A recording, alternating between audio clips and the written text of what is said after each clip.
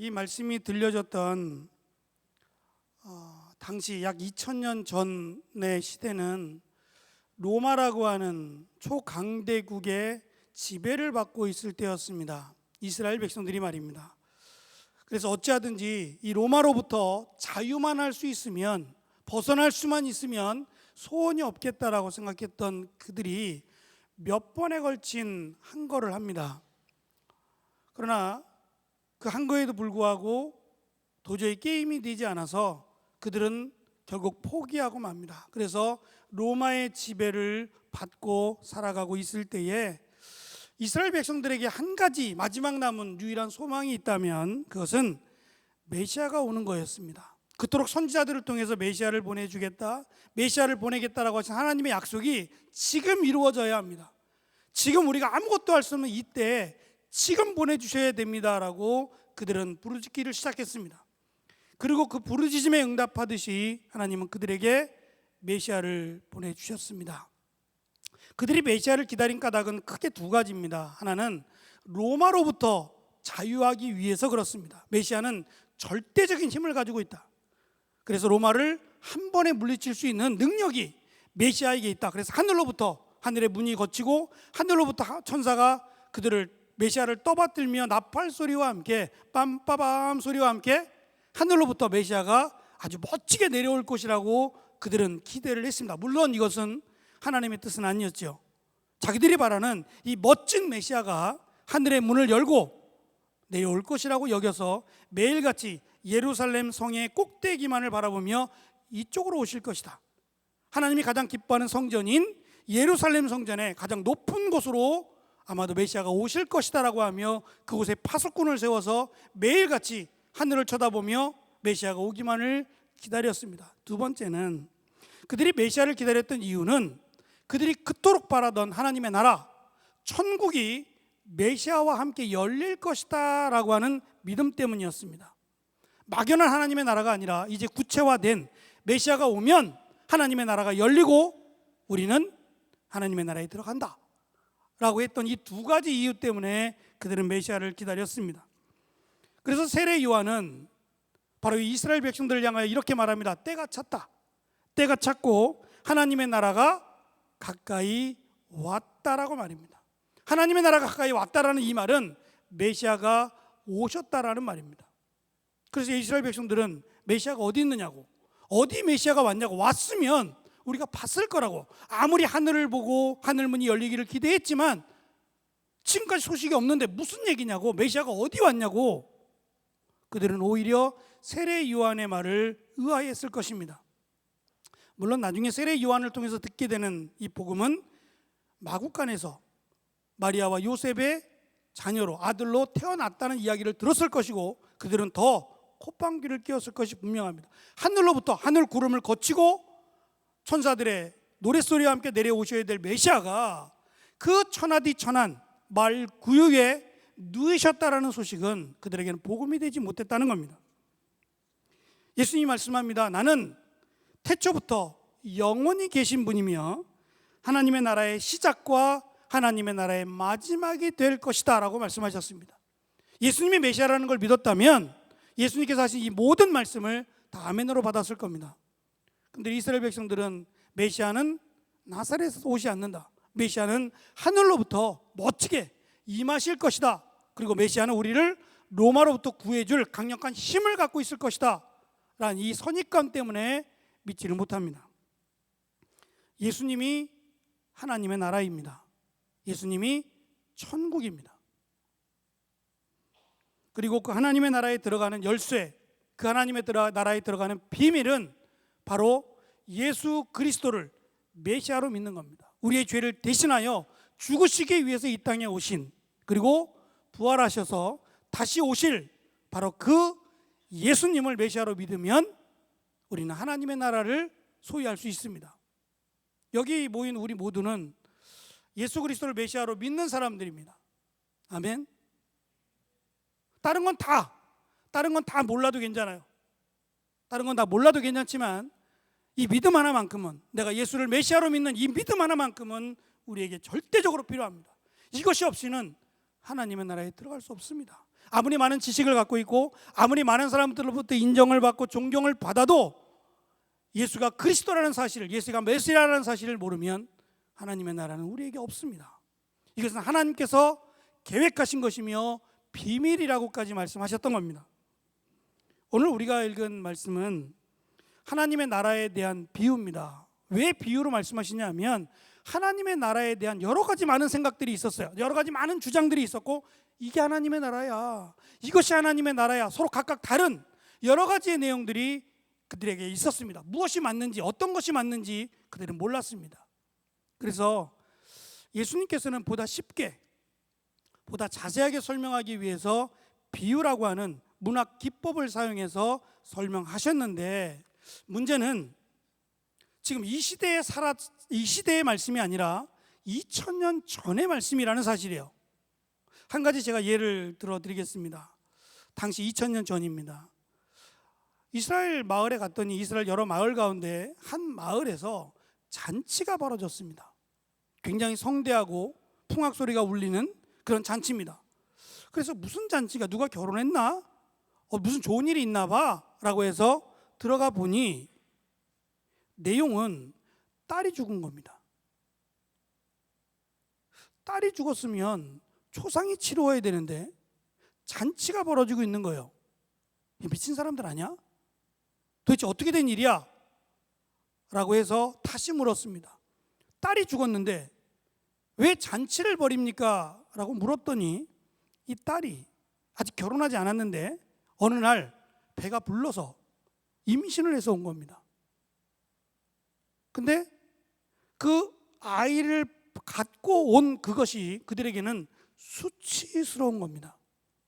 정식적으로, 정상적으로 결혼한 것이 아니라 그냥 밖에 나가서 어떻게 하다 보니 아기를 갖고 들어왔다는 것이 그 집안에 수치가 되어버린 겁니다. 그래서 그것도 오빠들이 그 딸을, 동생을 죽였습니다. 그랬더니 이 수치가 우리 집안에서 물러갔다라는 이유로 잔치를 벌이고 있는 겁니다. 여러분들 이해가 되세요? 그들에게 있어서 이 수치와 명예는 목숨보다 소중했던 겁니다. 심지어는 진열이의 이름을 댈 때 양진열이구나 라고 하는 게 아니라 누구의 손자더라, 누구의 아들이더라, 이런 식으로 이름이 불러지는 겁니다. 그러니까 출신이 어디고 고향이 어디고 그의 할아버지가 누구고 증조 할아버지가 누구고 해서 10대의 족보를 외우고 다닐 정도로, 나만의 문제가 아니라 우리 집안 자자손손 대대손손이 이어지는 우리 집안의 일로 확산되어 가는 겁니다. 가끔 시골을 내려가다 보면 어느 마을에 현수막이 붙을 때가 있어요. 보신 적이 있을 거예요 아마. 이번에 우리 동기 여름 수련회 갈 때에도 거기는 그렇게 시골은 아닌데 거기에도 현수막이 붙었어요.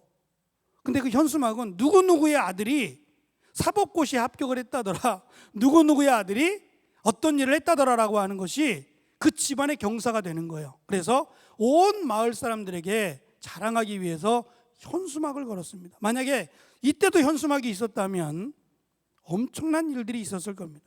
한 사람의 일이, 개인의 일이 아니라 가문의 일이 되기 때문에 그래요. 그래서 우리 가문을 욕되게 했다라는 이유만으로 이 딸은 오빠들로 인해 죽음을 당했고 수치가 물러갔다라는 이유로 잔치가 벌어지고 있었던 겁니다. 굉장히 과격한 이야기이긴 하지만 실제로 그때 일어났던 사건입니다.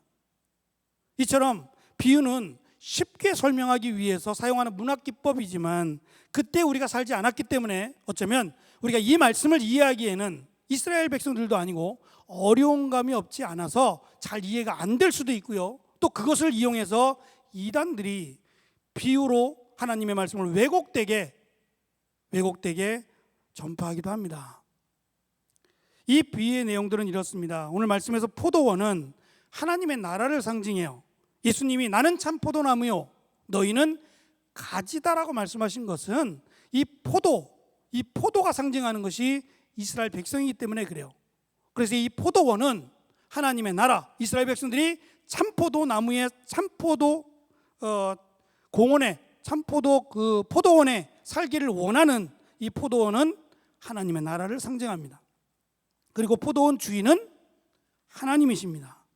일꾼을 부르셨다라는 것은 하나님의 나라의 백성이 되게 하셨고 그들을 불렀다는 겁니다.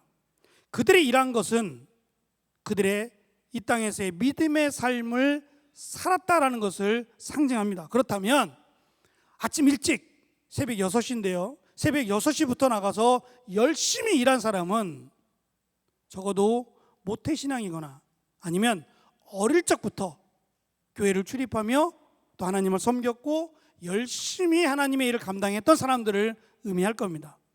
마지막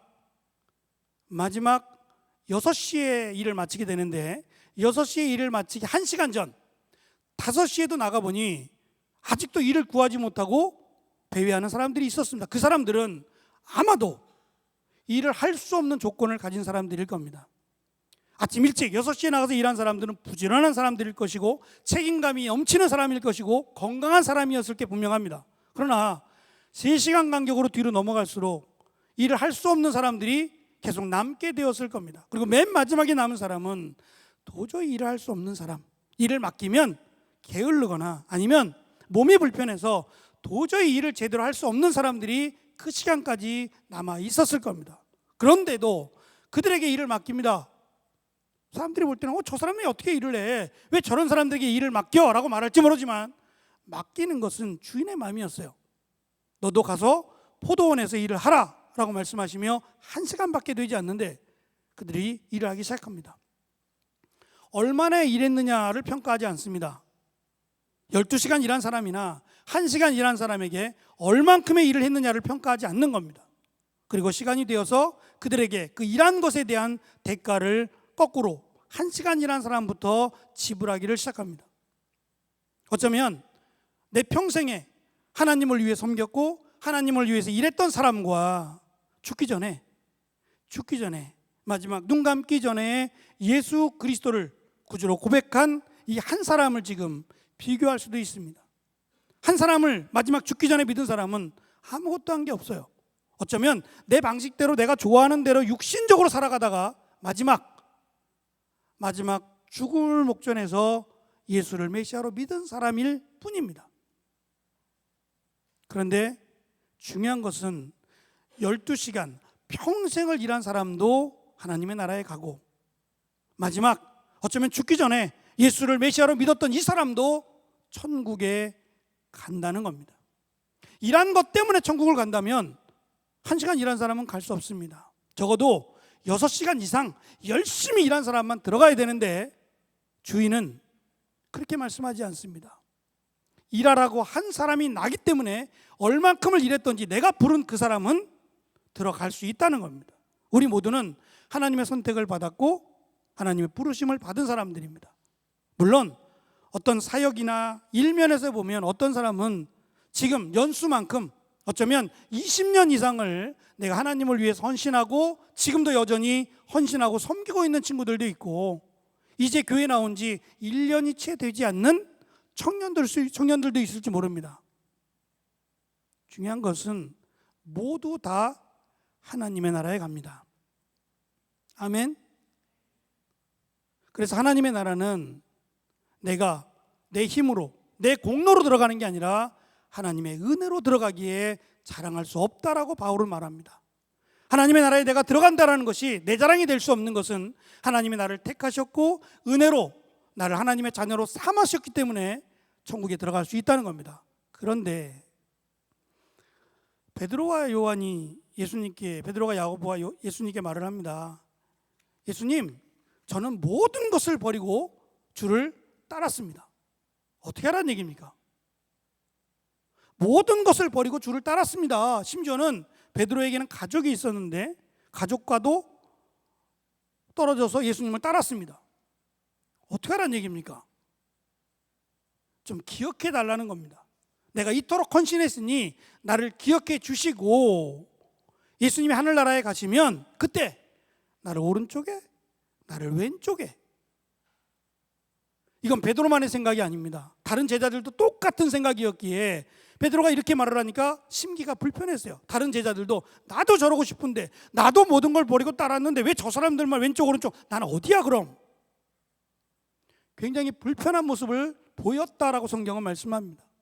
그때 예수님께서 하신 말씀은 지금 너희가 바라는 거, 너희가 원하는 것이 뭔지를 깨닫지 못한다는 거예요. 그리고 결국 베드로는 오른쪽 왼쪽이 아니라 고대 문헌에 의하면 십자가에 거꾸로 매달려 죽게 되는, 그래서 내가 원하는 대로가 아니라 다른 사람이 내게 띠를 띄우고 그 사람이 나를 끌고 가게 되는 이런 어려운 삶을, 고난의 삶을 살았다라고 얘기하고 있고요. 야고보는 복음을 전하다가 목배임을 당해서 죽고, 요한은 밤모섬으로 유배되어 마지막 요한계시록을 남기게 되는 순교자의 삶을 살아갑니다. 그런데 그렇다 그래서 그들이 천국을 못 갔느냐? 아니죠. 다 천국을 들어가죠. 그런데 우리의 이 땅에서의 욕심처럼 내가 이만큼 헌신했으니, 내가 이만큼 하나님을 위해서 섬기며 살았으니 대가를 달라는 겁니다. 그것도 천국에서 말입니다. 천국은 가장 아름다운 것이고, 물론 인간의 어떤 언어로 설명할 수 없을 만큼 너무도 좋은 것이 분명합니다. 그런데 그 좋은 것을 설명하려고 하니까 인간이 가장 소중하게 여기는, 그때 당시에 가장 소중하게 여기는 걸로 설명을 해야 천국이 아름답다, 천국이 좋다라고 이해하지 않겠습니까? 그 중에 하나가 뭐냐면 진주입니다. 혹시 우리 여자 청년들 중에 진주 갖고 있는 분이 있어요? 이름이 진주 말고 진주, 보석이죠. 갖고 있는 분 있어요? 없을 거예요. 없을 거예요. 그런데 지금처럼 보석을 가공할 수 있었던 시대가 아니었기에 그때 진주를 구하기 어렵거든요. 근데 그 진주가 하얗고 깨끗하고, 그래서 이것을 가장 값진 것으로 여겼습니다. 금보다 더 귀한 것으로 이것을, 그래서 진주를 하나 갖고 있으면 그 사람은 굉장히 부자인 것으로 설명을 하는데요. 그만큼 하늘이 진주문으로 되어 있다, 진주의 기둥으로 되어 있다. 진짜 그럴까요? 여러분, 천국 가면 진주문 찾으면 못 들어가요. 진주 기둥을 찾으면 없어요. 천국에 진주 기둥이 필요할까요? 천국에 비가 와서 지붕이 필요한 건가요? 아닙니다. 천국이 얼마나 아름답고 천국이 얼마나 가치가 있다는 걸 설명하기 위해서 진주라고 하는 금은 보화를 설명한 거지, 정말 천국에 가면 물론 있어도 상관은 없지만 그것 가지고 뭐 할 건데요? 널려져 있는 보화를 가지고 사고 팔 것도 아니고, 이 땅에서는 모르겠지만 하나님의 나라에서는 크게 의미가 없는 겁니다. 하나님의 나라에 들어가는 것이 중요한 거지, 하나님의 나라에 들어가서 나는 더 큰 집에, 너는 더 작은 집에, 거기는 하나님의 나라라고 말할 수 없어요. 하나님의 나라가 또다시 비교 대상이 되고, 만약에 그렇다면 한국 사람들은 천국에 가자마자 땅부터 살 거예요. 부동산 투기하기 위해서. 말도 안 되는 이야기죠. 천국은 비교되는 곳이 아닙니다. 오늘 말씀에서 주신 것처럼 1시간 일한 사람도 천국에 가고 12시간 힘써서 일한 사람도 천국에 들어간다면, 우리의 공로가 아니라 하나님의 은혜로 들어간다라고 말씀하셨다면, 천국에 들어가는 것 자체가 나에게는 은혜고 천국에 들어가는 것 자체가 우리에게 가장 큰 그 기쁨이 되더라는 겁니다. 또 한 가지 우리가 생각해야 될 것은, 천국에 들어가는 것은 분명 은혜입니다. 그리고 축복입니다. 그런데 내가 천국에 들어간다고 해서, 내가 천국을 하나님의 은혜로 받았다고 해서 그럼 내 마음대로 살아야 되느냐? 하나님은 그렇게 원하지 않는다는 겁니다. 내가 천국을 하나님의 은혜로 받은 자답게 살아가라는 겁니다. 그것이 하나님께는 영광이라고 설명합니다. 내가 하나님이 나를 부르실 때까지 내가 이 땅에서 살아드리는 모습, 내가 살아드리는 삶을 하나님이 기뻐 받으시고 영광을 받으시겠다는 겁니다. 어떤 사람은 1년도 채 하나님께 영광을 돌려드리지 못하고 살다가 가는 사람도 있고, 어떤 사람은 말씀드린 대로 어릴 적부터, 걷기도 전부터 교회를 출입하고 함께 예배를 드리고 또 성장하면서 계속해서 하나님께 영광을 돌리고 살았다면, 하나님의 입장에서 보면 누가 더 의미 있는 삶을 살았겠습니까? 누가 더 가치 있는 삶을 살았겠습니까? 적어도 하나님이 만든 피조물 된 인간이 하나님을 기쁘시게 할 수 있다는 것에 있어서 우리는 가장 기쁜 삶을 살고 있는 사람들입니다. 언제 우리를 부르실지는 아무도 모릅니다. 태어나는 것은 순서가 있지만 이 땅을 떠나가는 것은 순서가 없다라고 말을 합니다. 언제 떠나갈지 모르지만 우리를 부르실 때에 기쁨으로 달려갈 수 있었으면 좋겠습니다. 이 땅의 것이 헤어짐이 슬프고 안타까운 건 맞지만 내가 달려갈 길을 마치고 이제 부르시니 내가 하나님의 나라로 갑니다라고 고백할 수 있는 이 아름다운 고백이 있도록 여러분이 열심히 하나님의 영광을 위하여 그리고 하나님을 기쁘시게 하는 일로 직장 가운데, 학업 가운데, 내가 속한 가정에서 또 나를 만나는 많은 사람들에게 하나님의 이름을 증거하는 그런 하나님의 나라를 소유한 자로 살아가는 여러분, 그리고 제가 되었으면 좋겠습니다. 이번 수련회를 통해서 영성 수련회를 진행하면서 특별히 청년들이 많이 참석을 했어요. 그래서 청년들과 함께 말씀에 대한 말씀 카드를 받은 것에 대해서 이야기도 하고 여러 가지 이야기들을 나누면서 저는 개인적으로 참 감사했어요. 왜냐하면 저는 30이 되기 전에 집사님이 됐어요. 27살에 결혼하고 28살에 집사님이 됐으니까 집사님이 되고 나니까 청년부로 들어가는 게 아니라 장년부로 들어갔어요. 그러니까 저는 30이 되기 전에 장년부에서 있었어요. 그것도 막내로 장년부에서 있었어요. 한편으로는 뭐 다 감사한 일이지만 조금 더 청년의 시절을 보내지 못한 것이 사실은 미련으로 남기도 합니다. 여러분의 젊은 날을 정말 소중히 여겼으면 좋겠습니다. 어차피 나이는 들 거고 어차피 말리지 않아도 장년이 될 겁니다. 그때 가서 청년으로 가기는 어렵습니다. 그래서 여러분의 지금을 소중하게 생각하시고 여러분의 맡겨준 일, 하나님의 일, 그 일을 기쁘게 감당하고 내가 하나님의 일을 할 수 있다, 내가 하나님의 일을 감당하고 있다라고 하는 이 가슴 벅찬 감격으로 오늘도 그리고 여러분이 사역을 맡았을 때 그 사역 가운데 감사함으로 사역했으면 좋겠습니다. 하나님의 나라를 소유한 하나님의 자녀답게 이 땅을 살아나가며 하나님의 자녀다운 삶, 그리고 특별히 하나님께 영광을 돌려드리는 삶, 그 삶으로 가득한 여러분의 젊은 날이 되기를 간절히 소망합니다. 기도하겠습니다. 주님 감사합니다. 주님의 은혜로 사랑으로 하나님의 나라를 소유하게 되었고 하나님의 백성이 되었습니다. 하나님의 백성이 된 자로 하나님께 영광을 돌리며 살기를 원합니다. 1시간 일한 사람, 12시간 일한 사람 모두 하나님